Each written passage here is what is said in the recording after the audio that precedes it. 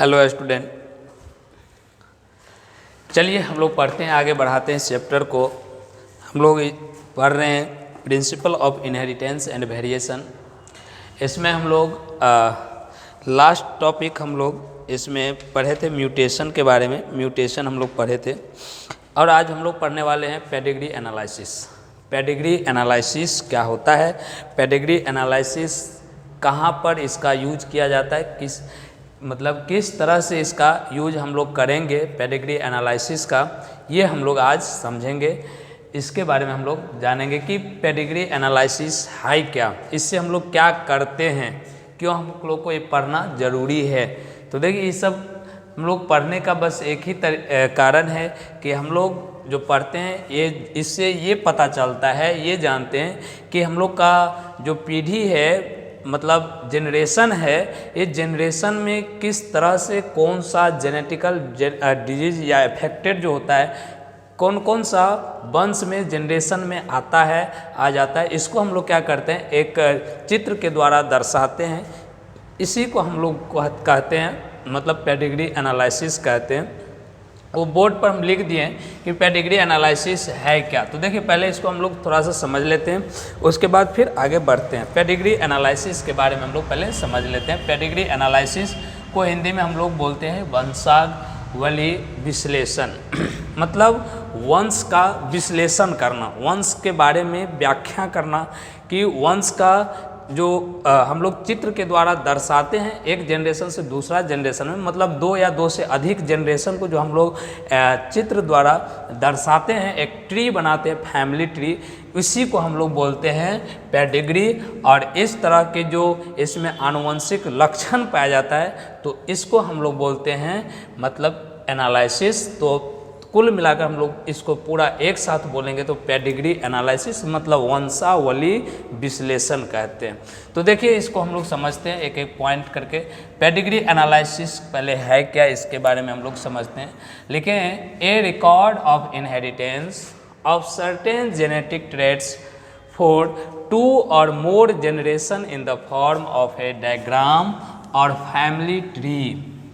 इसका मतलब क्या हुआ कि 2 या 2 से अधिक है ना, 2 और मोर 2 या 2 से अधिक पीढ़ियों तक पाए जाने वाले जो आनुवंशिक गुण की वंशागति का जो चित्र द्वारा हम लोग दर्शाते हैं, चित्र बनाते हैं, या उसको हम लोग बोलेंगे कि डायग्राम या फैमिली ट्री के द्वारा जो दर्शाते हैं, तो इसको हम लोग बोलते हैं पेडिग्री, मतलब वंशागति कहेंगे, पेडिग्री कहते हैं। और इसमें जो ट्रेट्स है, इसमें जो पाए जाने वाले सेवरल जनरेशन या फैमिली है, इसको हम लोग आनुवंशिक लक्षणों के विश्लेषण जो होता है इसको हम लोग बोलेंगे वंशावली विश्लेषण कहते हैं। तो हिंदी में समझिए, 2 या 2 से अधिक पीढ़ियों तक पाए जाने वाले आनुवंशिक गुणों की वंशागति का चित्र द्वारा प्रदर्शन को हम लोग क्या बोलते हैं, वंशागति कहते हैं। और इसमें पाए जाने वाले आनुवंशिक लक्षणों के विश्लेषण को हम लोग वंशावली विश्लेषण कहते हैं।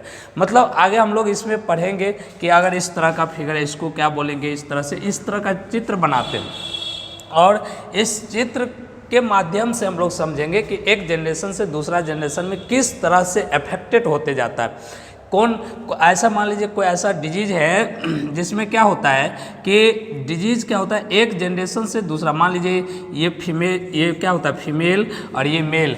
अब इसमें क्या हो रहा है, इसमें मान लीजिए मैटिंग हुआ। अब इसको हम लोग क्या, मान लीजिए इसको संतान हुआ, अब इसको संतान हुआ, 2 संतान हुआ, मान लीजिए दोनों क्या है डॉटरे, मान लीजिए ये अफेक्टेड है।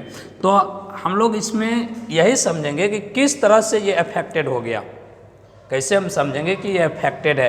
तो इसी को चित्र द्वारा जो हम लोग दर्शाते हैं ना, इसी को हम लोग बोलते हैं पेडिग्री एनालिसिस कहते हैं। इतना बात समझ में। पेडिग्री एनालिसिस को हम लोग कुछ स्ट्रक्चर बनाते हैं, चित्र बनाते हैं, डायग्राम बनाते हैं। उस डायग्राम के द्वारा किसको किस तरह से दर्शाते हैं वो हम लोग जानेंगे। तो पहले ये तो समझ में आ गया होगा कि पेडिग्री एनालिसिस है क्या।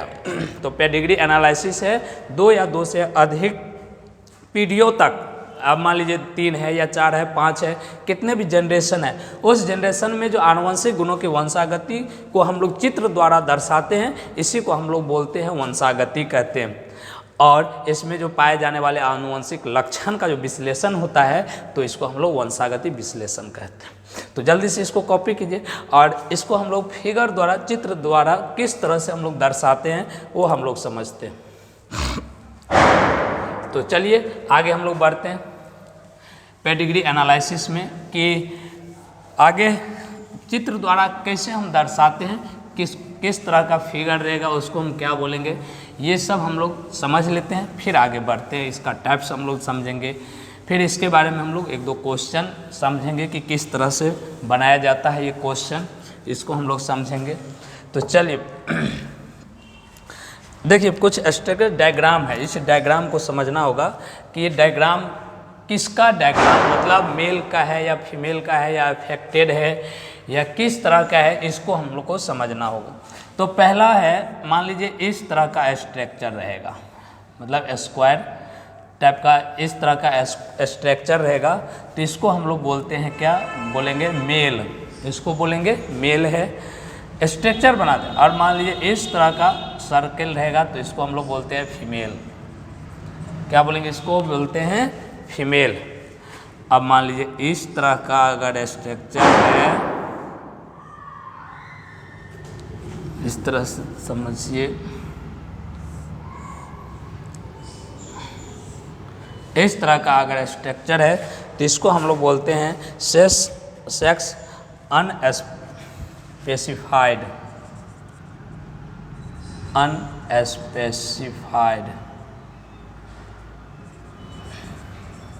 सेक्स अनस्पेसिफाइड बोलेंगे इसको।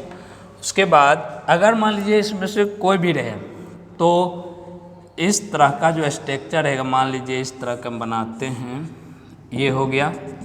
ये अगर डार्क रहेगा, मतलब पूरा का पूरा इसमें डार्क रहेगा, गहरा हुआ रहेगा, पूरा क्लियर है तो इसको मेल बोलेंगे, और डार्क है तो इसको अफेक्टेड मेल बोलेंगे। या मान लीजिए इस तरह के हम सर्कल बनाते हैं,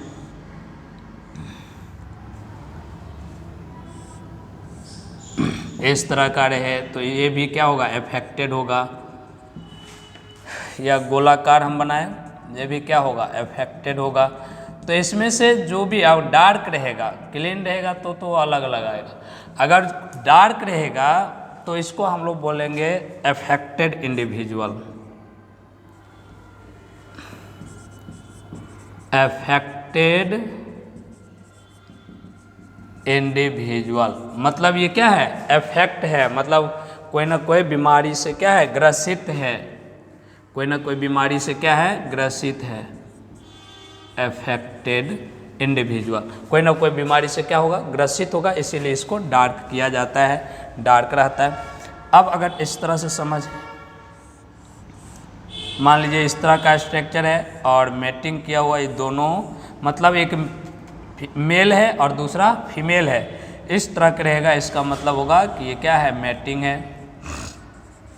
मैटिंग है मतलब अब मेल है और फीमेल है, दोनों का क्या, शादी हो गया। यहाँ ये समझिए कि लड़का है और लड़की दोनों क्या हो गया, शादी है, तो उसको हम लोग बोले मैटिंग है। इस तरह से अगर मान लीजिए डबल लाइन रहेगा, अगर मान लीजिए इस तरह का है और इसमें डबल लाइन से जुड़ा रहेगा, इसका मतलब है मैटिंग हुआ है लेकिन रिलेशन के बीच में, मैटिंग बिटवीन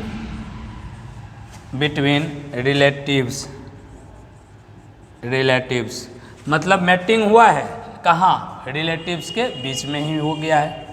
रिलेटिव्स मतलब जो अगर मान लीजिए कोई रिलेशन है, रिलेशन में ही क्या हो जाता है, शादी हो जाता है, किसी के रिलेशन है और रिलेशन में ही शादी हो गया, तो इस तरह से हम लोग लिखेंगे मैटिंग बिटवीन रिलेटिव है, मतलब रिलेटिव में ही क्या हो गया, शादी हो गया।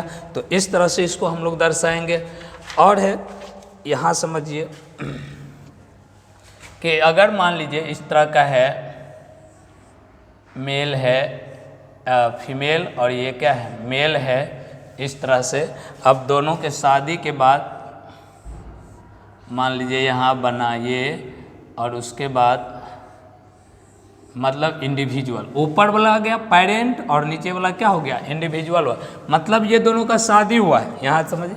और उससे जो क्या हुआ इंडिविजुअल हुआ, ऑफ स्प्रिंग हुआ, इस तरह से हम लोग इसको दर्शाते हैं। तो नीचे वाला क्या हो गया उसका चिल्ड्रेन हो गया और ऊपर वाला क्या हो गया पेरेंट्स हो गया। तो इसको हम लिखते हैं इस तरह से पेरेंट्स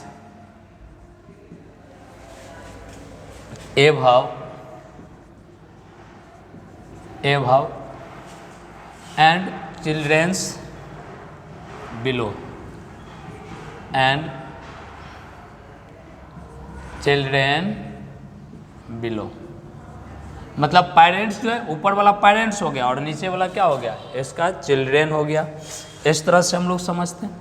अब मान लीजिए मेल फीमेल है, ये क्या हो गया मेल हो गया। अब इससे मान लीजिए एगो संतान हुआ। अब इस तरह से मान लीजिए उसका मेल संतान हुआ, लेकिन ये डार्क क्या हुआ कलर किया हुआ।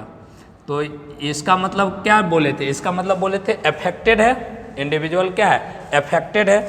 तो इसका मतलब हो गया ऊपर वाला जो रहेगा पेरेंट्स रहेगा और पेरेंट्स के साथ ये क्या है अफेक्टेड इंडिविजुअल है। इसको लिखते हैं parent with male child, parents with male child affected with disease, affected with disease। इसको क्या है affected है, कोई ना कोई क्या है डिजीज है। इस तरह से इसको हम लोग समझते हैं। अब मान लीजिए इस तरह का कोई रहेगा,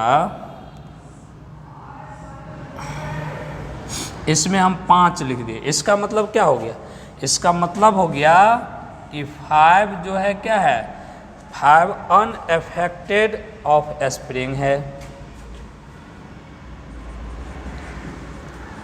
अनएफेक्टेड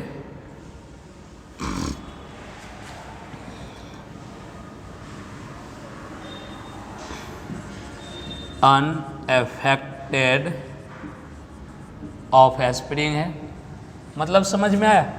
अब देखिए 5 क्या है अनएफेक्टेड, क्योंकि आप अगर मान लीजिए 10 लिख देंगे तो क्या होगा 10 अनएफेक्टेड ऑफ स्प्रिंग होगा। मान लीजिए हम 2 लिख देंगे तो 2 अनएफेक्टेड ऑफ स्प्रिंग होगा। 5 लिखे तो 5 अनएफेक्टेड ऑफ स्प्रिंग लिखें। ये स्ट्रक्चर अगर समझ में आ गया तो आगे और आसान हो जाएगा। देखिए स्क्वायर जैसे रहेगा तो इसको हम लोग मेल बोलेंगे, सर्किल है फीमेल बोलेंगे, स्क्वायर है लेकिन तिरछा है तो इसको हम लोग सेक्स अनस्पेसिफाइड कहेंगे, मतलब इसमें सेक्स कोई स्पेसिफाइड नहीं है। इसके बाद अगर डार्क किया हुआ रहेगा, चाहे वो मेल हो फीमेल हो या अभी लिखे अनएफेक्टेड ऑफ स्प्रिंग कोई भी रहे, तो ये क्या होगा अफेक्टेड इंडिविजुअल होगा, मतलब कोई ना कोई डिजीज से क्या है अफेक्टेड है। उसके बाद अगर मेल और फीमेल दोनों साथ में तो मैटिंग हुआ, और मेल और फीमेल दोनों साथ में है लेकिन डबल लाइन है तो इसको बोलेंगे मैटिंग बिटवीन रिलेटिव्स, मतलब उसके रिलेशन में ही क्या हो गया शादी हो गया, इसीलिए इसको इस तरह से दर्शाते हैं। अब यहाँ पर देखिए इस तरह से अगर दर्शाएं, ऊपर वाला क्या होगा पेरेंट्स और नीचे वाला ऑफ स्प्रिंग होगा, मतलब एक जनरेशन ये हो गया दूसरा जनरेशन ये हो गया, तो ऊपर वाला हो गया पेरेंट्स और नीचे वाला ऑफ स्प्रिंग या चाइल्ड बोलिए ये हो गया। अब देखिए ये दोनों तो पेरेंट्स है और पेरेंट्स ये क्या है संतान है, उसका ऑफ स्प्रिंग है संतान है इसका, ये दोनों का संतान है लेकिन डार्क किया हुआ है, इसका मतलब ये क्या है अफेक्टेड है, कोई ना कोई क्या है डिजीज है। और इस तरह का स्ट्रक्चर रहेगा तो इसका मतलब हुआ 5 क्या है, चूँकि 5 लिखे हैं तो 5 अनएफेक्टेड ऑफ स्प्रिंग होगा। तो यहाँ तक समझ में आ गया होगा, तो आगे हम लोग और आसानी से समझेंगे कि इसका टाइप्स क्या सब होता है। तो यहाँ तक जल्दी से कॉपी कीजिए, फिर आगे हम लोग इसके बारे में समझते हैं। अगर स्ट्रक्चर समझ में आएगा तो आगे और आसान होगा। जल्दी से इसको लिखिए, कॉपी कीजिए। चलिए आगे हम लोग बढ़ते हैं। इसको पेडिग्री एनालिसिस का हम लोग टाइप्स समझते हैं, टाइप्स कितने प्रकार के होता है, तो यहाँ तक किसी को कोई दिक्कत नहीं होना चाहिए। चलिए आगे हम लोग समझते हैं, इसका टाइप्स हम लोग समझते हैं, इसका टाइप्स कौन कौन है कितने प्रकार के होता है, इसका टाइप्स हम लोग समझ लेते हैं। तो स्ट्रक्चर समझ में आ गया होगा, इसी स्ट्रक्चर का खेल है, यही खेल हम लोग आज खेलेंगे कि इसके बारे में कि किस तरह से हम लोग समझेंगे कि एक जनरेशन से दूसरा जनरेशन में डिजीज जाता है, चला जाता है। चलिए हेडिंग लगाई, types of pedigree analysis. Types of pedigree analysis. Pedigree analysis का प्रकार, तो ये मुख्य रूप से 4 प्रकार के होता है। इट इज मेनली 4 टाइप्स, मुख्य रूप से 4 प्रकार के होता है। पहला autosomal dominant traits, autosomal dominant traits. देखिए इसको हम लोग ऐसे दर्शाते हैं एडी से, ऑटोजोमल डोमिनेंट एडी। दूसरा ऑटोसोमल रिसेसिव ट्रेट्स, ये तो है डोमिनेंट और ये होगा रिसेसिव ट्रेट्स। इसको हम लोग बोलेंगे AR, ऑटोजोमल रिसेसिव ट्रेट्स। और होता है X लिंक्ड डोमिनेंट। तीसरा X linked dominant, X linked dominant, इसको हम लोग बोलते हैं X लिंक्ड L और D डोमिनेंट। इस तरह से इसको हम लोग दर्शाते हैं। उसके बाद चौथा है X लिंक्ड रिसेसिव, इसको हम लोग XLR लिखते हैं, रिसेसिव XLR लिखते हैं। तो देखिए 4 तरह के हैं, इसको याद रखना होगा। ऑटोजोमल डोमिनेंट ट्रेट्स हो गया, याद रखिए, ऑटोजोमल डोमिनेंट ट्रेट्स हो गया, ऑटोजोमल रिसेसिव ट्रेट्स हो गया, X लिंक्ड डोमिनेंट हो गया, X लिंक्ड रिसेसिव हो गया। अब इसका ये तो एकदम याद रख, AD लिखे, ऑटोजोमल डोमिनेंट ट्रेट्स हो गया, autosomal recessive traits, X linked dominant, X linked recessive. समझ में आ गया? ऑटोजोमल डोमिनेंट ट्रेट्स हो गया, autosomal recessive, X linked dominant, X linked recessive, ये होता है 4 तरह के। अब इसी चारों पर पूरा का पूरा क्या है, खेल है। यही 4 तरह के हम लोग को समझना होगा कि अगर मान लीजिए आगे हम लोग देखेंगे भी, अगर मान लीजिए इस तरह से है कोई स्ट्रक्चर, मान लीजिए इस तरह से कोई स्ट्रक्चर है, ये अफेक्टेड है, तो इसको हम लोग किस तरह से समझेंगे कि ये कौन सा मतलब पेडिग्री एनालिसिस है। इसको हम कैसे कहेंगे कि ये ऑटोजोमल डोमिनेंट है या ऑटोजोमल रिसेसिव है या फिर X लिंक्ड डोमिनेंट है या X लिंक्ड रिसेसिव है, इसको हम लोग कैसे समझेंगे? तो वही चीज़ ये मेन है, यही चीज़ को समझना है इसमें पेडिग्री एनालिसिस में। किस तरह से, किस आधार पर हम लोग कहेंगे ये क्या है, नहीं है इसी चारों में से कोई, लेकिन हम कैसे कहेंगे, तो इसी के बारे में हम लोग समझेंगे। तो पहला यहाँ तक याद रखिए, पेडिग्री एनालिसिस का जो टाइप्स लिखे हैं 4 तरह के, ऑटोजोमल डोमिनेंट है, ऑटोजोमल रिसेसिव है, X लिंक्ड डोमिनेंट है, X लिंक्ड रिसेसिव है, ये 4 तरह के, यही चारों को हम लोग को समझना है। तो पहले यहाँ तक जल्दी से कॉपी कीजिए, फिर आगे हम समझते हैं इसका किस तरह से समझना है, कैसे हम लोग इसको लिखेंगे। तो जल्दी से यहाँ तक लिखिए, उसके बाद हम लोग फिर आगे समझते हैं। तो चलिए याद रखिए, ये चारों autosomal dominant, autosomal recessive, X linked dominant और उसके बाद है X लिंक्ड रिसेसिव, ये 4 तरह के। इन्हीं चारों को हम लोग को समझना है कि इन्हीं चारों के बारे में किस तरह से होता है। पहले हम देखिए एक स्ट्रक्चर बना रहे हैं, इसी स्ट्रक्चर के माध्यम से हम लोग समझेंगे। पहले देखिए यहाँ से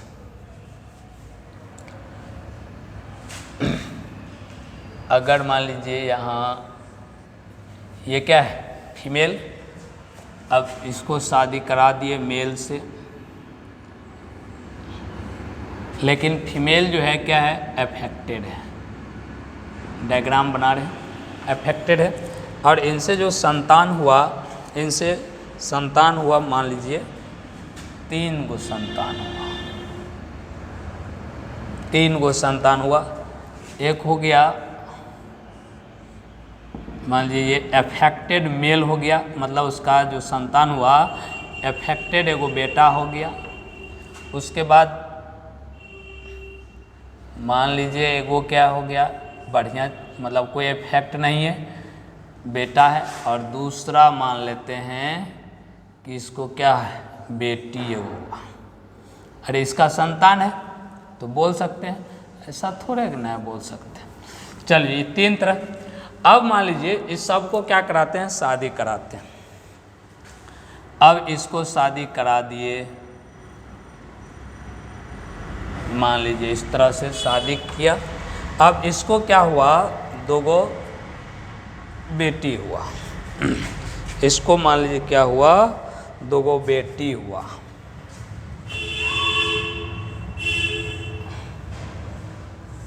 दो वो बेटी है।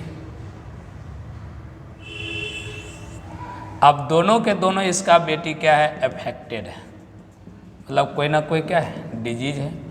अभी हम बस डायग्राम बना रहे हैं, लेकिन कैसे समझेंगे वो आगे हम समझाएंगे। अब ये अफेक्टेड इसका संतान है, अब इसको शादी कराए।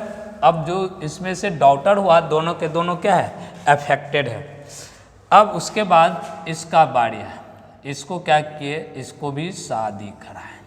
शादी कराए, ये फीमेल है, ये क्या है, मेल है। अब शादी कराने पर इसको जो हुआ, इसको क्या हुआ, जो बेटी हुआ, बेटी अफेक्टेड हो गया। और बेटा जो होगा, बेटा क्या है, बढ़िया है, इसको कुछ नहीं है, इस तरह से। और इसका जो है, इसको जब कराए, इसके बेटी को शादी मेल से, तब इसमें क्या होगा, इसमें दोनों के दोनों क्या हुआ, मान लीजिए बेटा हुआ, और दोनों के दोनों एकदम साफ सुथरा, कुछ नहीं, कोई डिजीज नहीं, एकदम बढ़िया है। अब देखिए, अब इसको क्या किए, अब यहाँ पर समझिए। अब इसको मान लीजिए क्या किए, इसको शादी कराए। शादी कराने के बाद इसको जो संतान हुआ, उस संतान मान लीजिए 3 गो संतान, 3 गो में एक गो बढ़िया हुआ बेटा, दूसरा बेटा हो गया इसका क्या, अफेक्टेड हो गया, और तीसरा में क्या हुआ, मान लीजिए बेटी हुआ, और ये भी बेटी बढ़िया ठीक ठाक है। तो यहाँ तक किसी को कोई दिक्कत, ये अभी हम डायग्राम बनाए। अब इस डायग्राम में हमको समझना है, कैसे हम इसको समझेंगे कि किसमें क्या हुआ है, कैसे हम लोग समझेंगे कि किसमें क्या हुआ है। तो इसको समझने के लिए सबसे पहला काम क्या करना होगा, देखिए सबसे पहला काम करना होगा, इसमें हमको 1 नंबर से लिखते हैं। सबसे पहला काम इसमें हमको करना होगा, इसमें mark the generation, mark the generation. सबसे पहले हमको इसमें क्या करना होगा, जनरेशन को मार्क करना होगा। अब कहिएगा कौन जनरेशन है, नहीं है, इस जनरेशन को हमको सबसे पहले चिन्हित करना होगा, वो भी रोमन नंबर में, रोमन नंबर में चिन्हित करना है। रोमन नंबर में क्या करना है, चिन्हित करना है इसको। तो रोमन नंबर में चलिए हम पहले इसको क्या करते हैं, चिन्हित कर लेते हैं, मार्क करते हैं। तो इसमें जो हम मार्क करेंगे रोमन नंबर से, इसको जनरेशन को हमको करना है। तो एक जनरेशन तो ये हुआ पूरा का पूरा, दूसरा जनरेशन ये पूरा होगा, और तीसरा जनरेशन में ये पूरा होगा, या चौथा जनरेशन में ये होगा। मतलब इसमें हम बनाए हैं 4 जनरेशन। ऐसे नहीं लिखेंगे कि ये कोई जनरेशन ये हो गया, दूसरा जनरेशन ये हो गया, तो इसमें से तीसरा जनरेशन ये, चौथा ये, ऐसे हम नहीं लिखेंगे। हमको लिखना है कैसे, एकदम हॉरिजॉन्टल हमको लिखना। अब ये पूरा के पूरा क्या है, एक जनरेशन, ये हाँ, ये पूरा के पूरा क्या है, सेकेंड जनरेशन, ये थर्ड जनरेशन, वहाँ से वहाँ तक है। अब ये पूरा क्या है, फोर्थ जनरेशन। तो इसको मार्क करना है किस में, रोमन नंबर में। रोमन नंबर में इसको क्या करना है, मार्क करना है। तो पहला मान लीजिए रोमन नंबर लिखते हैं कि रोमन नंबर है, मान लीजिए फर्स्ट, ये जनरेशन है फर्स्ट जनरेशन, फर्स्ट जनरेशन हो गया।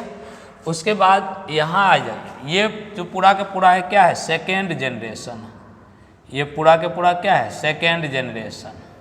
ये फर्स्ट जनरेशन था, ये पहला पूरा के पूरा क्या था, फर्स्ट जनरेशन। ये पूरा क्या है, सेकेंड जनरेशन, यहाँ से ये पूरा, और ये पूरा के पूरा थर्ड जनरेशन, ये पूरा के पूरा थर्ड जनरेशन, और ये क्या हो गया, फोर्थ जनरेशन। मतलब समझ में आ रहा होगा कि हम क्या लिख रहे हैं। रोमन नंबर में लिखना है, पहले मार्क कर देना है कि ये पहला जनरेशन हो गया, ये दूसरा जनरेशन हो गया, ये तीसरा जनरेशन, ये चौथा जनरेशन, और हम इसमें बना सकते हैं। लेकिन हम समझते हैं यहाँ तक कि एक जनरेशन तो ये हो गया, दूसरा जनरेशन, तीसरा, चौथा, इस तरह से हमको पहले क्या करना होगा, बनाने से पहले इसको रोमन नंबर में लिख। अब सेकेंड में लिखते हैं। अब हमको इसमें इंडिविजुअल को मार्क करना है, मार्क द इंडिविजुअल, इंडिविजुअल। अब इसमें क्या करना है, मार्क करना है इंडिविजुअल को, ये करना है एरोबिक नंबर में, एरोबिक नंबर में। अब ये एरोबिक नंबर क्या होता है, एरोबिक नंबर जो 1 2 3 4 लिखते हैं हम।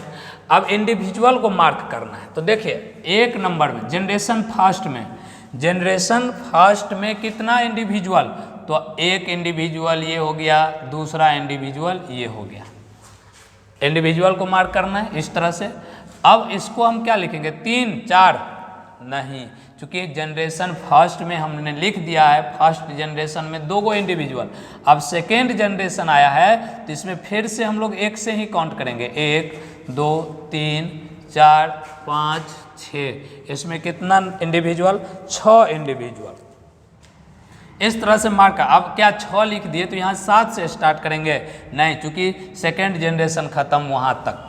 अब थर्ड जनरेशन है, इसमें फिर से 1 से मार्क करेंगे, 1 2 3 4 5 6 7। अब इसमें कितना, थर्ड जनरेशन में 7 इंडिविजुअल, फर्स्ट जनरेशन में कितना, 2 था, सेकेंड जनरेशन में कितना, 6 था, और थर्ड जनरेशन में फिर आए तो थर्ड जनरेशन में कितना, 7 हुआ। और फोर्थ जनरेशन में मार्क करते हैं 1 2 3, और फोर्थ जनरेशन में कितना इंडिविजुअल, 3 इंडिविजुअल। तो ये 2 बात समझ में आया। पहला हम लोग क्या करेंगे, मार्क द जनरेशन, जनरेशन को मार्क कर दिए, फर्स्ट सेकेंड थर्ड फोर्थ। उसके बाद हम लोग मार्क किए किसको, इंडिविजुअल को। और तीसरा में लिखना है राइट जीनोटाइप, राइट जीनोटाइप।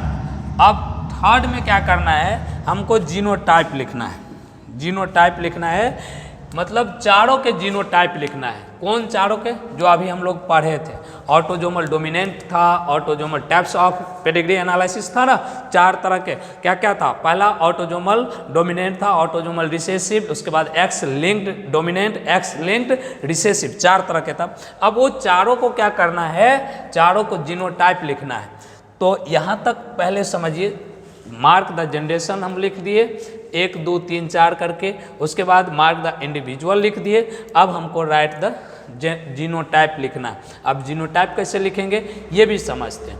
पहले यहाँ तक जल्दी से कॉपी कीजिए, और जीनोटाइप के लिए हम इसको मिटाएंगे। जल्दी से कॉपी कीजिए और इसको मिटाते हैं जीनोटाइप लिखने के लिए।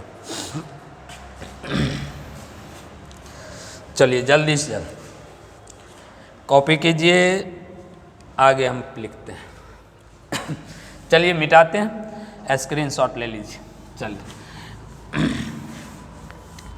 अब हम इसको क्या करते हैं, जीनोटाइप लिखना है। पहला नंबर में हमको क्या करना पड़ा, mark the generation. Second number में क्या किए, मार्क द इंडिविजुअल। और थर्ड नंबर में हमको क्या करना है, थर्ड नंबर में हमको इसमें से क्या करना है, तो थर्ड नंबर में हमको जीनोटाइप लिखना है। देखिए किससे लिखेंगे, राइट द जीनोटाइप, जीनोटाइप कैसे लिखें। अब पहले इसको क्या करना है, 4 तरह के हमको लिखना है। कौन कौन लिखना है, पहले ऑटोजोमल डोमिनेंट, फिर लिखेंगे autosomal recessive, x linked dominant, इसके बाद लिखेंगे एक्स लिंक्ड रिसेसिव, लिखेंगे चारों, 4 हमको लिखना है।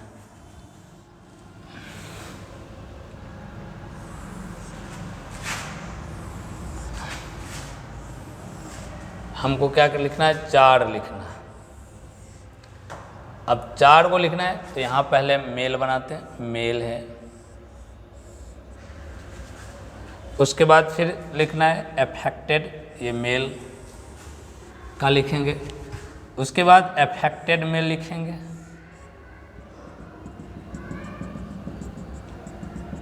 इसका जीनोटाइप लिखेंगे। उसके बाद फिर हम लिखेंगे फीमेल का, और उसके बाद हम फिर लिखेंगे एफेक्टेड फीमेल का। क्या लिखेंगे, एफेक्टेड फीमेल का। तो देखिए यार, एफेक्टेड है, ये भी एफेक्टेड है, इसका मतलब उसमें क्या होगा, डोमिनेंट होगा तब तो एफेक्टेड शो कर रहा है। एफेक्टेड क्यों शो कर रहा है, क्योंकि ये डोमिनेंट होगा, इसीलिए क्या हो रहा है, ये एफेक्टेड शो कर रहा है। और ये सब क्या है, नॉर्मल है, इसका मतलब इसमें रिसेसिव होगा, इसीलिए वो क्या है, इसीलिए वो शो नहीं कर रहा है। समझ में आ रहा है, मतलब ये जो है नॉर्मल है, इसीलिए ये क्या होगा, इसका कैरेक्टर क्यों नहीं शो कर रहा है इफेक्टेड का, क्योंकि ये नॉर्मल है, मतलब रिसेसिव है। और ये शो इसका कर रहा है, क्यों कर रहा है, क्योंकि ये क्या है, इफेक्टेड है, मतलब डोमिनेंट है, इसीलिए इसका शो कर रहा है। और डोमिनेंट है तो कैसे हम लिखते हैं, डोमिनेंट है तो हम इसको लिखेंगे कैपिटल ए से लिखते हैं, कैपिटल ए, चूंकि डोमिनेंट है तो डोमिनेंट को हम लिखते हैं कैपिटल ए, या एक तरह से और दर्शाते हैं, जैसे हम लोग पढ़े थे, नहीं पढ़े थे, टी, मान लीजिए स्मॉल कैपिटल टी है, टॉल हुआ, और ये भी कैपिटल टी स्मॉल टी है, ये भी तो टॉल है, नहीं है, ये भी टॉल है, लेकिन यहाँ पर क्या छुपा हुआ है, मतलब रिसेसिव भी है, जो क्या है, ये होमोजाइगस कंडीशन हो गया, ये हेट्रोजाइगस हो गया, हेट्रोजाइगस में भी रिसेसिव है, लेकिन इसका कैरेक्टर शो नहीं कर रहा है। शो कब कर रहा है, तो जो डोमिनेंट होगा वही ना शो करेगा। तो इसको भी तो 2 तरह से लिख सकते हैं, कैपिटल ए या कैपिटल ए और स्मॉल ए लिख सकते हैं। चलिए आगे, अब इसका अगर मान लीजिए रिसेसिव लिखना है तो क्या लिखेंगे, इसका रिसेसिव दोनों में तो वही लिख स्मॉल ए और स्मॉल ए लिखेंगे। इसी तरह से इसमें भी लिखते हैं, ये डोमिनेंट शो कर रहा है, इसका मतलब ये क्या होगा, ये कैपिटल ए और स्मॉल ए, चूँकि डोमिनेंट है, और ये रिसेसिव, इसका मतलब क्या होगा, स्मॉल ए। समझ में आया, ये मेल का केस है, ये क्या है, फीमेल का केस है। तो मेल में भी कैपिटल ए या ये होमोजाइगस होगा या हेट्रोजाइगस होगा, क्योंकि दोनों कंडीशन में तो शो कर रहा है। और ये क्या है, ये चूँकि इसका कैरेक्टर शो नहीं, मतलब रिसेसिव। समझ में आया, तो ये डोमिनेंट का लिखें। अब इसका जस्ट उल्टा होता है रिसेसिव में क्या होता है, मतलब इसका कैरेक्टर शो करेगा, इसका मतलब ये जो होगा रिसेसिव में जस्ट उल्टा है, क्योंकि ये डोमिनेंट रिसेसिव इसलिए है स्मॉल ए, और ये रिसेसिव होगा इसीलिए क्या होगा, कैपिटल ए और कैपिटल ए स्मॉल ए होगा। समझ में आ रहा है, तो इसको क्या लिखेंगे, इसको लिखेंगे स्मॉल ए, रिसेसिव में लिख रहे हैं। उसके बाद इसको जो लिखेंगे, यहाँ पर देखिए, इसको जब लिखेंगे तो ये उसी तरह से लिखाएगा, कैपिटल ए और कैपिटल ए स्मॉल ए, मतलब होमोजाइगस और हेट्रोजाइगस दोनों कंडीशन में शो करेगा। ये जो होगा क्या होगा, रिसेसिव होगा। मतलब जो ऑटोजोमल में रिसेसिव है वो क्या होगा, रिसेसिव में ऑटोजोमल रिसेसिव में क्या होगा, मतलब डोमिनेंट होगा। तो इस तरह से हम शो करेंगे, लिखेंगे। इसी तरह से एक्स में अब इसमें लिखते हैं, देखिए डोमिनेंट का कैरेक्टर ये वाला लिखना है। अब चूंकि ये क्या है, मेल में लिख रहे हैं, तो एक्स वाई तो होगा सबसे पहले, इसमें क्या होगा, एक्स वाई होगा। अब ये भी क्या है, इस सब लिख लेते पहले। अब ये भी क्या होगा, इसमें भी तो एक्स वाई लिखेंगे, एक्स वाई क्योंकि मेल है, एक्स वाई लिखेंगे। अब देखिए, अब इसमें डोमिनेंट है तो ये दोनों में से कोई एक गुण ना आएगा, तो यहाँ पर चूंकि ए है तो एक के गो स्मॉल ए होगा उसमें। और इसमें अब बताइए, इसमें चूंकि डोमिनेंट है कैपिटल ए, तो इसमें क्या आ जाएगा, कैपिटल ए आ जाएगा। अरे एक्स है, स्मॉल ए आया यहाँ से, डोमिनेंट है चूंकि इसीलिए। और उसके बाद यहाँ से अगर मान लीजिए लेंगे तो एक्स पर क्या लेंगे, कैपिटल ए लेंगे ना। इसी तरह से इसमें चूंकि फीमेल है तो दोनों क्या होगा, एक्स ए होगा, ये भी क्या है, एक्स एक्स होगा। अब इसमें कहेंगे क्या होगा, तो इसमें होगा प्रोजोमल डोमिनेंट में एक्स पर क्या होगा, ए होगा, चूंकि दोनों साथ रहता है इसीलिए होमोजाइगस कंडीशन है, तो ए और ए दोनों लिखेंगे। अब इसमें क्या लिखेंगे,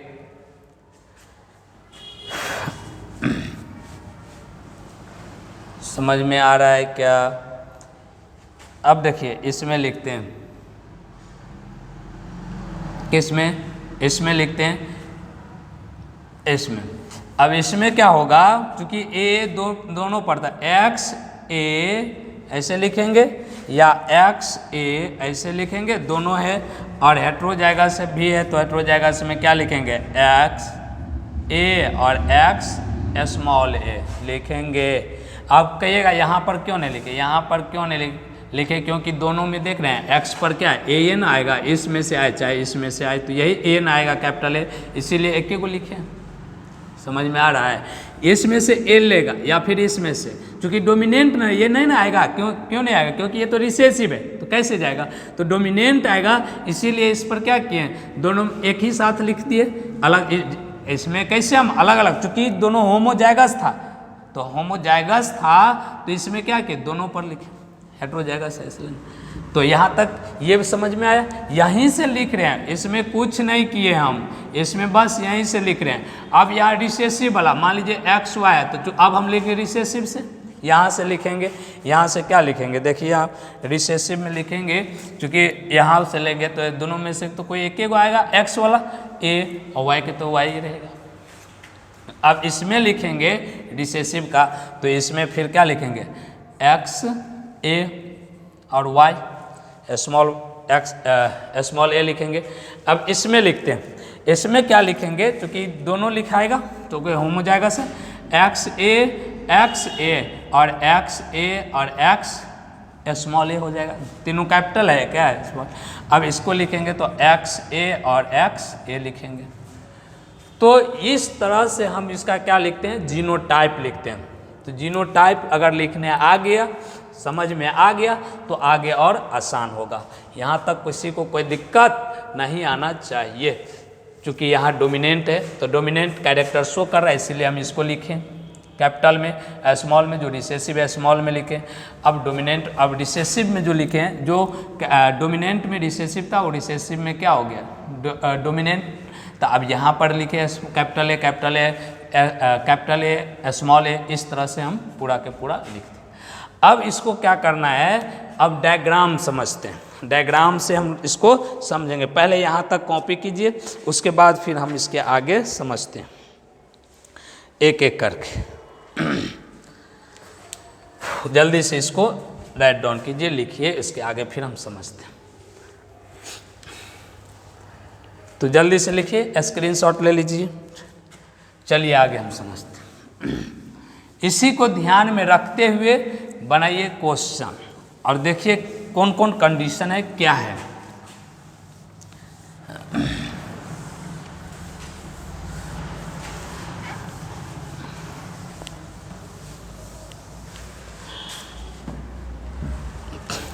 चलिए ऑटोजोमल डोमिनेंट पहले हम लोग पढ़ते हैं।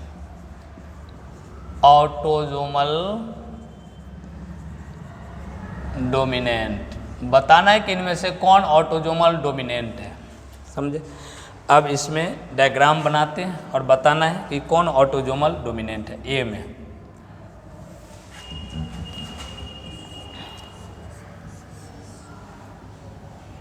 इसे लिखें,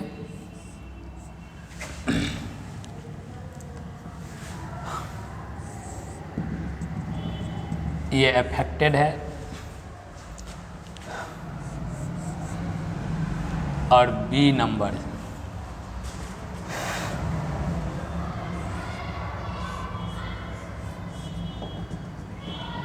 ये अफेक्टेड है, डॉटर भी इसका अफेक्टेड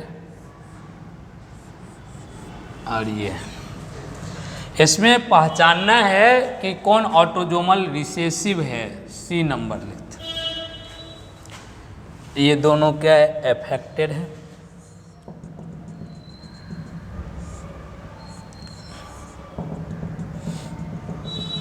और इनका जो संतान है ये अफेक्टेड नहीं है, इसका साफ अफेक्टेड नहीं है और डी नंबर लिखते हैं ऑल ऑफ दिस। अब इसको बताइए कि इनमें से कौन जो है ऑटोजोमल डोमिनेंट है, जल्दी जल्दी इसमें बताएं। देखिए पहले हम समझाते हैं इसमें किस तरह से हम इसको समझेंगे कि कौन क्या है ऑटोजोमल डोमिनेंट है। अब इसका हम पहले क्या लिखना है, जीनोटाइप लिखना है। जीनोटाइप हम कैसे लिखते हैं, अब ये लिखे, चूँकि हम लोग डोमिनेंट लिख रहे हैं तो डोमिनेंट में हम क्या लिखते हैं, इसको भी लिखेंगे चूँकि ये रिसेसिव वाला केस है, इसको क्या लिखेंगे स्मॉल ए, इसको भी क्या लिखेंगे स्मॉल ए, चूँकि अफेक्टेड आता तो फिर क्या लिखते हैं कैपिटल में लिखते हैं। अब ये ना बताएं जो इस पे पहले हम जीनोटाइप लिखे थे। अब मान लीजिए इससे पहले हम बोले थे कि पहले क्या करना है, पहले रोमन अक्षर में उसको क्या करना है जनरेशन पता करना है, तो जनरेशन में तो ये इससे पता चल जाएगा दो जनरेशन। अब कहिएगा इसमें क्या करना है और उसके बाद फिर इंडिविजुअल काउंट करना है, तो एगो दूगो इस तरह से हम काउंट कर लेंगे। उसके बाद फिर हम इसका जीनोटाइप लिखेंगे, तो जीनोटाइप लिख रहे हैं, इसका जीनोटाइप लिखेंगे तो ये जीनोटाइप चूँकि हम लोग डोमिनेंट पढ़ रहे हैं तो डोमिनेंट में ये क्या था रिसेसिव था, इसको हम इस तरह से लिखे थे। अब इस तरह से अब इसके बाद यहाँ पर देखिए यहाँ पर ये सब मिटा देते हैं, गजर पटर लगेगा इसीलिए इस तरह से हम मतलब करेंगे, इस तरह से समझा दिए। अब यहाँ पर इस तरह से इसको क्या लिखेंगे, तो इसको तो हम लिखेंगे क्या ए लिखेंगे, स्मॉल ए लिखेंगे। अब देखिए अब इसको हम लोग क्या लिखेंगे, होमोजाइगस में लिखेंगे या हेट्रोजाइगस में लिखेंगे, बात ये अब ए तो लिखना ही है, चाहे वो अभी ये ना बताए थे अफेक्टेड में ए या ए कैपिटल ए स्मॉल ए, इस तरह से दोनों कंडीशन में आएगा। तो अब इसमें से एक तो ए ये और ये तो लिखना ही है, ये तो आएगा ही कहीं ना कहीं से तो आएगा ही।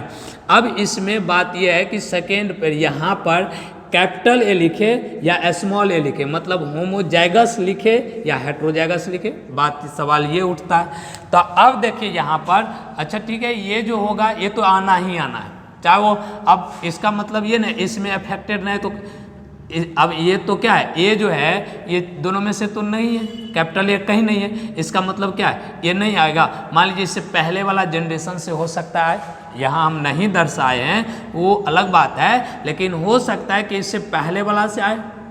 अब इस यहाँ से तो कोई ना कोई गुण आएगा, तो क्या गुण आएगा, तो यहाँ भी ए है, अब चूंकि फीमेल मान लीजिए ये वाला तो कंप्लीट है, अब गुण आएगा यहीं से, तो चूंकि दोनों ये होमोजाइगस स्मॉल है तो क्या आएगा ए आएगा, स्मॉल ए आएगा, आ रहा है स्मॉल ए आएगा। इसका मतलब क्या हुआ, इसका मतलब ये इसमें से कोई कैरेक्टर ये कैपिटल जो है ये नहीं आ पा रहा है, इसका मतलब ये डोमिनेंट नहीं होगा, इसीलिए ये क्या होगा गलत हो जाएगा। उसके बाद आगे देखिए इसमें क्या लिखेंगे, इसमें स्मॉल ए लिखेंगे। अब ये अफेक्टेड मेल है, अफेक्टेड मेल है तो इसमें हमको क्या लिखना है, इसमें हमको लिखना है चूँकि अब बात ये है कैपिटल ए तो लिखना है, अब बात यह है कि इसमें होमोजाइगस आएगा या हेट्रोजाइगस आएगा, चूँकि अब ये अफेक्टेड है तो ये तो आया होगा कहीं ना कहीं से, तो यहाँ पर क्या आएगा। अब अच्छा एक बात ऐसे नहीं समझ में, अब यहाँ रहने देते हैं तत्काल। अब मान लीजिए यहाँ लिख रहे हैं, यहाँ लिखते हैं तो यहाँ तो हमको ए लिखना है, इसमें कोई डाउट नहीं है, ए और ए लिखना है। अब देखिए इसके बाद यहाँ जो है चूँकि अफेक्टेड है तो कैपिटल ए लिखेंगे। अब क्या लिखेंगे, तो देखिए यहाँ से एकदम समझ में आ जाएगा, चूँकि ये मेल है मेल। अब ये मेल है तो एक तो ए इसमें से आएगा और दूसरा जो आएगा ये मान लीजिए इसमें से तो आएगा, इसी में से ना कोई एक आएगा, एक ए तो आ गया इसमें से, तो इसी में से ना कोई ए आएगा, तो ए आने का मतलब है कि यहाँ पर क्या आया, स्मॉल ए आया, तो इसका मतलब यहाँ क्या होगा, स्मॉल ए होगा। इसका मतलब ये क्या आ रहा है, सही आ रहा है। अब यहीं पर देखिए, यहाँ पर ए है, इसका मतलब ये ए यहाँ से आया तो एक कैपिटल स्मॉल ए क्या होगा, यहाँ से आएगा। समझ में आ रहा है। इसका मतलब है कि पूरा का पूरा ये क्या है, करेक्ट है। मतलब यहाँ से ये और यहाँ से ये आ रहा है, इसका मतलब ये क्या है, एकदम सही है। मतलब ये कैरेक्टर बी क्या होगा, एकदम सही होगा। समझ में आ रहा है। इसमें पता नहीं चला था, लेकिन इसमें पूरा का पूरा सही था। समझ में आया। अब इसमें देखिए सी नंबर में, इसमें क्या होगा, इसमें मान लीजिए ए अफेक्टेड है, ये कैपिटल ए लिखे, इसमें भी लिखना होगा। अब यहाँ भी बात उठता है कि दोनों में से क्या लिखे। अब दोनों में से क्या लिखे, अब देखिए यहाँ पर ये दोनों ए और ए, ये भी ए और ए होगा। अब क्या लिखे, देखिए एक ए मान लीजिए इसमें आया यहाँ से, अब एक ना एक तो ए आएगा ही, दोनों में से एक एक ए तो आना है। चूँकि स्मॉल यहाँ स्मॉल एक कैपिटल है, अगर मान लीजिए कैपिटल ए लिखेंगे तो इसमें कौन गुनाना चाहिए, कैपिटल ए, लेकिन कैपिटल ए है कहीं नहीं है। इसका मतलब यहाँ पर क्या होगा, स्मॉल ए ना आएगा। अब एक स्मॉल में यहाँ से और एक यहाँ से तो आ जाएगा ना, ये भी बन जाएगा और ये भी बन जाएगा। एक ए इसमें, फिर एक ए इसमें, मतलब हेट्रोजाइगस, मतलब ये हेट्रोजाइगस होगा। इसका मतलब ये भी पूरा कैरेक्टर क्या है, ये भी सही है। इसका मतलब ऑटोसोमल डोमिनेंट क्या होगा, एकदम से। तो कंडीशन क्या हम समझे, कंडीशन हम समझे कि अगर अफेक्टेड ऑफ स्प्रिंग होगा तो अफेक्टेड पेरेंट भी होगा, या अफेक्टेड पेरेंट होगा तो अफेक्टेड ऑफ स्प्रिंग भी होगा। तो हम समझेंगे कि ये क्या है, ऑटोसोमल डोमिनेंट है। तो इसको हम इस तरह से लिख लेते हैं,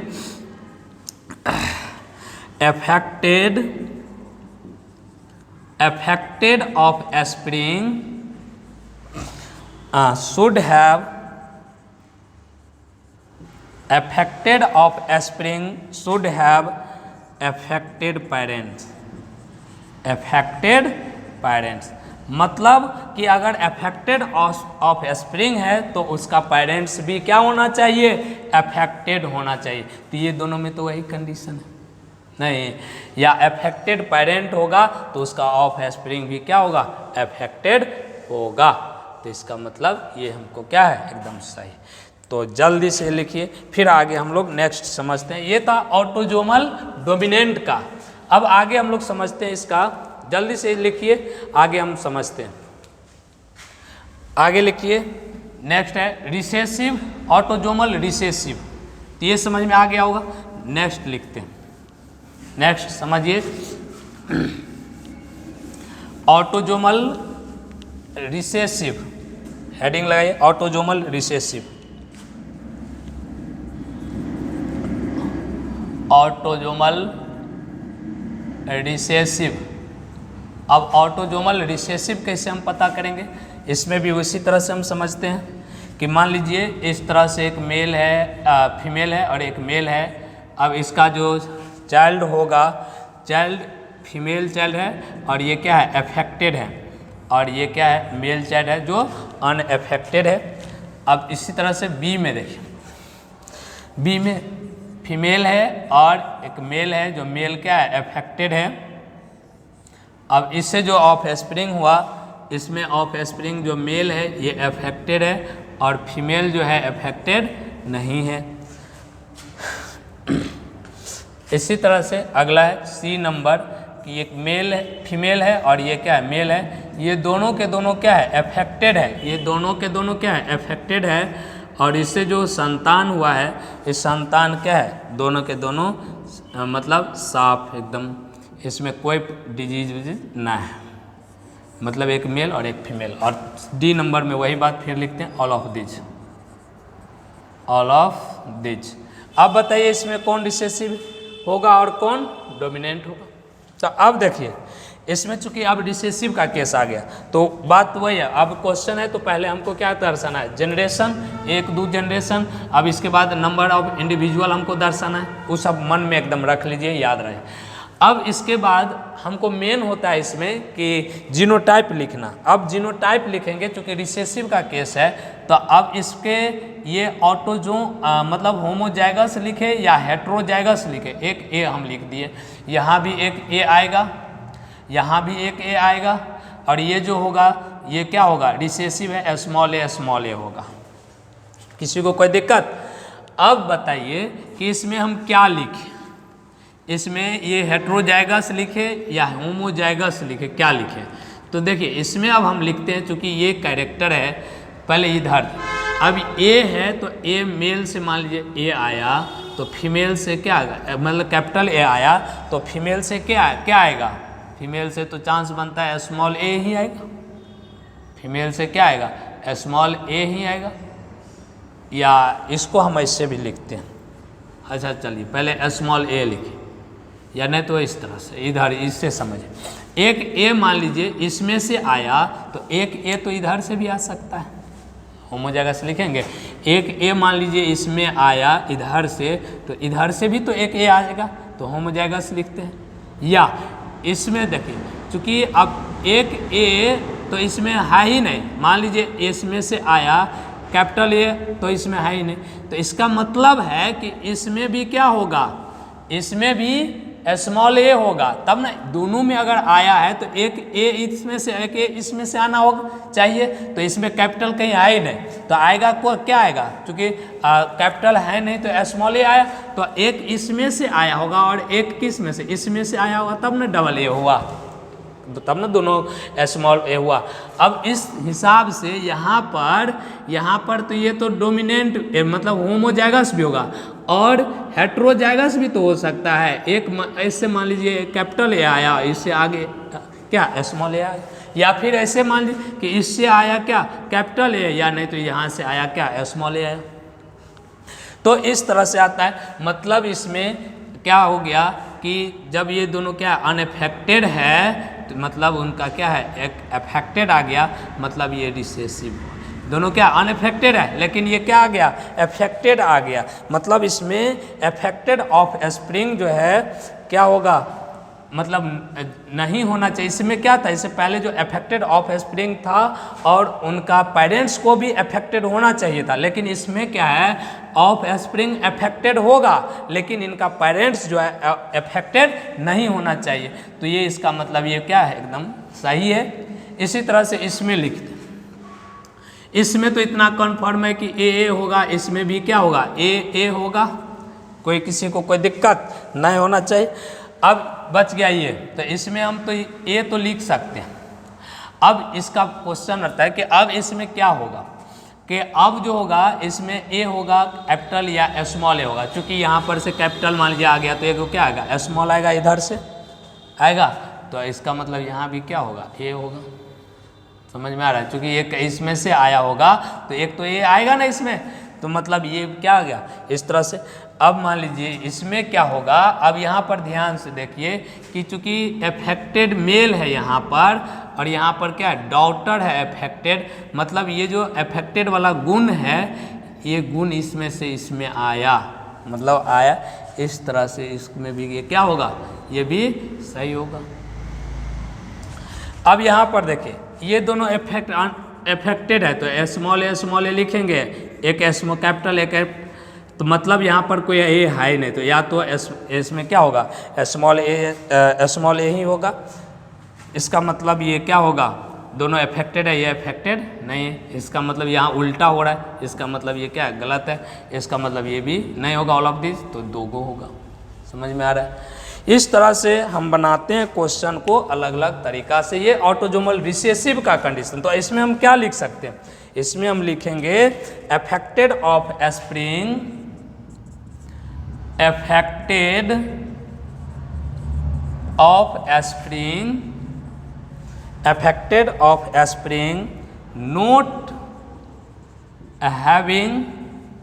नोट हैविंग अफेक्टेड पेरेंट, इसमें अफेक्टेड पेरेंट नहीं हो। तो इस तरह से हम इस क्वेश्चन को क्या करते हैं, सॉल्व करते हैं। जल्दी से बनाइए। इसके बाद आगे हम लोग एक दो गो और है, जल्दी जल्दी इसको समझते हैं, जल्दी से इसको मिटा। चलिए अब इसके आगे हम समझते हैं x linked dominant. X linked dominant, x linked dominant हम लोग समझते हैं। X link dominant, x link dominant का कंडीशन देखिए, ऑल अफेक्टेड मेल, इसमें जो भी होगा ऑल अफेक्टेड मेल होगा, सबके जितने भी मेल हो सब के सब इसमें क्या होगा, अफेक्टेड होगा। मतलब एक्स ए और वाई लिखते हैं इसको, एक्स ए और वाई लिखते हैं। इसका मतलब अफेक्टेड मेल होगा, इसका मतलब क्या होना चाहिए, इसका मतलब होना चाहिए कि जितने भी मतलब मदर जो है, मदर को क्या रहना चाहिए, affected, should have affected mother, mother को अफेक्ट होना चाहिए।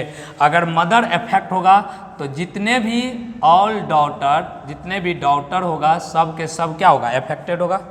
ऑल डॉटर अफेक्टर होगा, या इसको अफेक्टेड लिखते हैं, ऑल डॉटर अफेक्टेड होगा। मतलब इसमें एक्स का जो कंडीशन होगा एक्स ए या एक्स ए स्मॉल ए, तो इस सब के सब क्या होगा, अफेक्टेड होगा। मतलब यहीं से साफ हो जाता है कि अगर मान लीजिए मदर क्या है, जितने भी मदर सब मदर अफेक्टेड होगा तो इसमें क्या होगा, डॉटर अफेक्टेड होगा ही, क्योंकि अब अफेक्टेड मदर ही है तो मदर में से चूंकि होमोजाइगस होता है, एक्स क्या होता है, होमोजाइगस होता है, कोई एक क्रोमोसोम जाएगा तो दोनों में से क्या होगा, अफेक्टेड रहेगा। इसका मतलब अफेक्टेड, क्योंकि यहाँ पर मेल जो होगा, अब मान लीजिए मेल का कंडीशन ऐसा, अब मेल अफेक्टेड मान लीजिए ये नहीं रहेगा तो ये रहेगा, तो पर भी क्या होगा, अफेक्टेड डॉटर होगा। तो मतलब जितने भी डॉटर होगा इसमें सब के सब डॉटर क्या होगा, अफेक्टेड होगा। तो ऐसे हम लोग समझ, मान लीजिए इस तरह से अगर कोई ऑप्शन है, इस तरह से मान लीजिए मेल है और फीमेल है, इस तरह से अगर मान लीजिए कोई मेल है, यहाँ फीमेल है, तो इसका मतलब ये भी क्या होना चाहिए, डॉटर मदर क्या होना चाहिए, अफेक्टेड। इसका मतलब अब जितने भी इसमें ऐसे देख करके पता चल जाएगा कि ये क्या है, एक्स लिंक डोमिनेंट है। मतलब इसमें जितने भी क्या होगा, डॉटर होगा, सब के सब डॉटर क्या होगा, अफेक्टेड होगा। इस तरह से हम समझ जाएंगे कि अफेक्टेड होगा। तो डोमिनेंट केस में कुछ ऐसा है नहीं, डोमिनेंट में बस इतना समझ लेना है कि कोई भी डोमिनेंट में जितने भी डॉटर होगा सब के सब डॉटर क्या होगा, डॉटर अफेक्टेड होगा। तो इस तरह से हम समझ लेंगे एक्स लिंक्ड का। इसी तरह से अब हमको थोड़ा सा समझना है क्या चीज़, एक्स लिंक्ड रिसेसिव, ये एक्स लिंक्ड डोमिनेंट था, अब हमको थोड़ा समझना है एक्स लिंक्ड रिसेसिव। अब एक्स लिंक्ड रिसेसिव में समझना है, मान लीजिए इस तरह का ऑप्शन दिया रहे कि ये फीमेल है, मेल है, फीमेल अफेक्टेड है, और उसके बाद जो होगा जो इनका मान लीजिए एक बनाए सन है। अब बी नंबर में लेते हैं, मेल फादर मदर का अफेक्टेड है और फादर इनका ठीक ठाक है, तो इसका जो सन है ये अफेक्टेड हो गया। और सी नंबर में लेते हैं कि अगर मान लीजिए फीमेल है अफेक्टेड, सब में क्या है, मदर अफेक्टेड आ रहा है, तो और इसमें क्या होगा, ये ठीक ठाक, और इसका जो फीमेल डॉटर होगा वो अफेक्टेड है। डी नंबर लिख देते हैं, ऑल ऑफ दिस। तो इसमें कौन सही है, इसमें कौन सही होगा, क्योंकि रिसेसिव है, ये हम लोग क्या था, डोमिनेंट पढ़े थे, जस्ट इसका उल्टा। अब इसमें ये क्या है, अफेक्टेड है, इसका मतलब एक्स ए होगा, ये क्या है, एक्स वाई होगा। तो अब इस पर क्या आएगा भाई, ए कैपिटल ए आएगा, स्मॉल ए, चूँकि मेल है तो क्या आएगा, कैपिटल ए आएगा। अब यहाँ पर इसमें भी क्या आएगा, एक्स वाई है, तो इसमें क्या आएगा, कैपिटल ए, एक्स आएगा ना, एक्स आएगा, तो मान लीजिए एक्स आया किस, ए से, तो स्मॉल ए होगा। क्योंकि रिसेसिव का हम लोग पढ़ रहे, डोमिनेंट का तो पढ़ नहीं रहे, रिसेसिव का पढ़ रहे, ए होना चाहिए यहाँ पर। तो मतलब ये बिल्कुल क्या है, ऐसे साफ दिख रहा है कि इस पर होना क्या चाहिए, कैपिटल है, लेकिन आ रहा है क्या, स्मॉल है, तो होगा कभी, बिल्कुल ये गलत है, ये नहीं हो सकता है। इसके बाद इसमें देखिए एक्स और एक्स लिखेंगे, स्मॉल है, यहाँ एक्स वाई लिखेंगे और एक्स वाई में कैपिटल ए लिखेंगे और इसमें क्या लिखेंगे, एक्स वाई लिखेंगे, तो इसमें भी क्या लिखेंगे, अब एक्स लिखेंगे इसमें, तो एक्स क्या होगा, एक एक्स आएगा ए वाला और वाई ये आएगा, इसका मतलब ये रिसेसिव बिल्कुल क्या है, सही है। और ये यहाँ पर समझते हैं एक्स और एक्स, ए और ए ये है और यहाँ एक्स वाई आएगा, मतलब कैपिटल ए, अब एक्स और एक्स रहेगा, तो इसमें क्या होगा, इसमें आ गया आपका दोनों, कौन दोनों आएगा भाई, यहाँ रहना चाहिए ए और ए रहना चाहिए, लेकिन इसमें एक्स पर क्या है, कैपिटल है, इसका मतलब ये क्या है, एकदम गलत है, मतलब इसमें बी नंबर सही होगा। इसमें हमको बस एक्स वाई पर देख लेना है, मेन रूप से हम लोग को समझना था ऑटोजोमल में, ऑटोजोमल अगर समझ में आ गया तो ये सब आसान है, इसमें एक्स के आधार पर ही हम लोग इसको समझ लेते हैं। तो आज हम लोग पढ़े पेडिग्री एनालिसिस, उम्मीद है कि सब समझ में आया होगा। अगर एक बार वीडियो देखने से नहीं समझ में आ रहा है तो उसको 1 से 2 बार 3 बार देखिए, बिल्कुल समझ में आएगा। तो ये था पेडिग्री एनालिसिस, काफ़ी लंबा टॉपिक था। पेडिग्री एनालिसिस हम लोग आज कंप्लीट कर लिए।